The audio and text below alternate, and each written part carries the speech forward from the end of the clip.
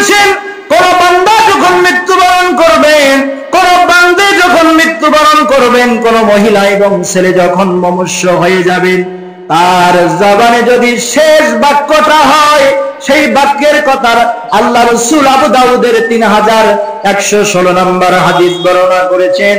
হাদিসটা বর্ণনা করেছেন হযরতে মুআয ইবনে জাবাল রাদিয়াল্লাহু তাআলা আনহুমা। তিনি বলেছেন, আন মুআয ইবনে জাবাল রাদিয়াল্লাহু তাআলা আনহুমা قال قال رسول الله صلى الله عليه وسلم من كان آخر كلامه لا إله إلا الله دخل الجنة। জোরে বলি সুবহানাল্লাহ, লিল্লাহি তাকবীর, লিল্লাহি তাকবীর।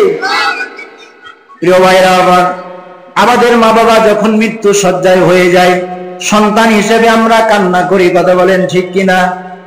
কথা বলেন, কান্না করি না? পাশে মনুষ্য হয়ে যাচ্ছে, আহারে দুনিয়া থেকে বাবা বিদায় হয়ে যাচ্ছে, মা বিদায় হয়ে যাচ্ছে, কান্না করেছি। অথচ রাসূল বলেছেন না, কান্না করবে না।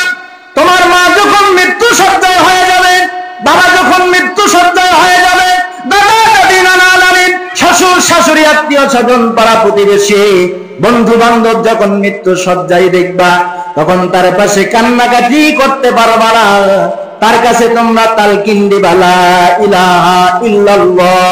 রাসূল বলেছেন, তুমি তার কাছে প্রতিনিয়ত বলতে থাকবা লা ইলাহা ইল্লাল্লাহ।